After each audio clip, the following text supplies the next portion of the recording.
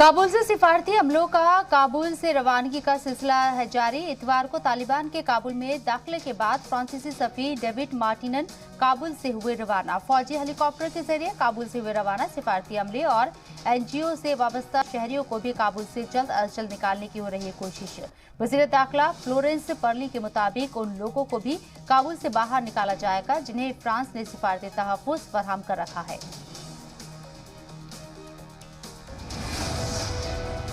बरतानवी शहरी और सिफारती अमले को लेकर पहुंचा जहाज लंदन। वजारत दिफा ने सरकारी ट्विटर पेज पर पोस्ट की काबुल से आने वालों की तस्वीरें। रॉयल एयर फोर्स के तैयारे से बरतानवी शहरी आज सुबह पहुंचे हैं नॉर्टन एयरबेस। काबुल में हामिद करज़ई इंटरनेशनल एयरपोर्ट बना बहरान का नया मरकज। पूरे एयरपोर्ट पर अफरा तफरी का माहौल। रनवे पर दाखिल हुए सैकड़ों अफराद। इसी तरह सैकड़ों अफराद एयरपोर्ट के अंदर दाखिल होने की कर रही हैं कोशिश। एयरपोर्ट के अंदर सुनी गई फायरिंग की आवाज। 5 लोगों के हलाक होने की खबर। जहाज से गिरकर भी 3 लोगों की मौत।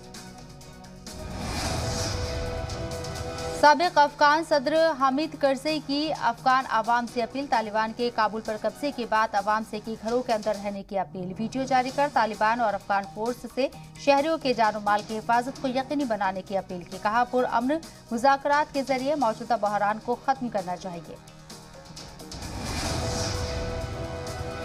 काबुल पर तालिबान के कब्जे के बाद मुल्क छोड़ने की खबर की अशरफ गनी ने की तस्दीक। फेसबुक पर पश्तो जबान में लिखे पैगाम में अशरफ गनी ने कहा कि अफगानिस्तान को खुरेजी से तबाही से बचाने के लिए मुल्क छोड़ने का फैसला किया। अशरफ गनी ने कहा कि ताकत के जोर पर तालिबान को मिली कामयाबी है और अब वो अवाम की इज्जत, जिंदगी और इमलाक की सलामती के लिए जवाबदेह है।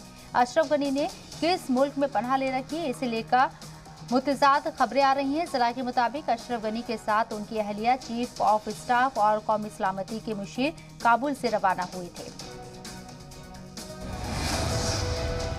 हिंदुस्तान में मुकीम अफगान शहरी काबुल की मौजूदा सूरत हाल को सख्त तशवीश से मुब्तला हैं। अजीज और रिश्तेदारों की सलामती को लेकर खासी फिक्रमंद हैं। हिंदुस्तान में मुकीम अफगान शहरियों का कहना है कि ना तो वो अपने मुल्क लौट सकते हैं और ना ही हिंदुस्तान में तवील मुद्दत तक क़याम कर सकते हैं। वाज़ेह हो कि पुरअमन इक़्तिदार मुंतकली के जरिए मुज़ाकरात जारी है। अब्दुल्ला की क़यादत में हुकूमती वफ़द तालिबान से बातचीत के लिए दोहा पहुँच चुका है। हजारों अफगान शहरियों के तुर्की में दाखिल होने के इम्कान पर सदर एर्दोगान ने किया तशवीश का इजहार। खाना जंगी शुरू होने के बाद ईरान के रास्ते सैकड़ों अफगान मुहाजिरीन तुर्की में हो चुके हैं दाखिल। एक तकरीब से खिताब करते हुए तुर्की सदर ने कहा कि अफगान में इस्तेहकाम के लिए तुर्की हुकूमत की कोशिशें रहेंगी जारी। तकरीब में पाकिस्तान के सदर आरिफ अलवी भी थे मौजूद। वाज़ेह हो कि तुर्की ने काबुल में अपना सिफारत खाना बंद नहीं किया है। वज़ीर ख़ारजा मौलूद कावसोगलू का कहना है कि तुर्की सिफारत खाना मामूल के मुताबिक काम करता रहेगा।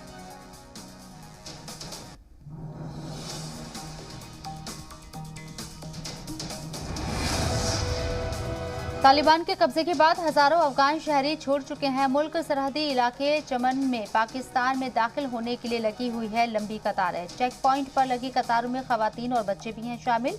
कागजात की जांच पड़ताल पूरा होने का कर रहे हैं इंतजार। लंबी कतारों के सबब सरहद पर नक्स व अमन की सूरत हाल बिगड़ने का है अंदेशा। मकबूजा मगरबी किनारे के जेनिन में इजरायली फोर्स और मकामी लोगों के दरमियान तसादुम। मकामी इंतजामिया के मुताबिक इजरायली फोर्स की फायरिंग में 4 फिलिस्तीनी हुए जाबहाक। इजरायली पुलिस का कहना है कि इलाके में मौजूद एक दहशतगर्द को गिरफ्तार करने के लिए पुलिस ने ऑपरेशन शुरू किया था। इजरायली फोर्स ने मकामी लोगों पर छापे का कार्रवाई में मुदाखलत का लगाया इल्जाम।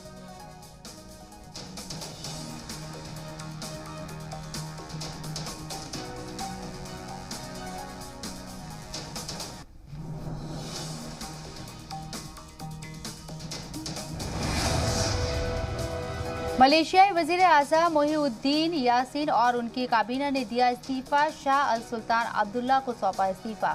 कहा पार्लियामेंट में अक्सरियत की हिमायत हासिल न होने पर दिया इस्तीफा। मुल्क में जल्द अज जल्द नई हुकूमत की तश्कील की जाहिर की उम्मीद। कोरोना बहरान से निमटने में नाकामी को लेकर मोहिउद्दीन यासीन को सख्त तनकीद का सामना करना पड़ता था। 1.5 साल कबल महातिर मोहम्मद के इस्तीफे के बाद मोहिउद्दीन यासीन बने थे वजीर आज़म।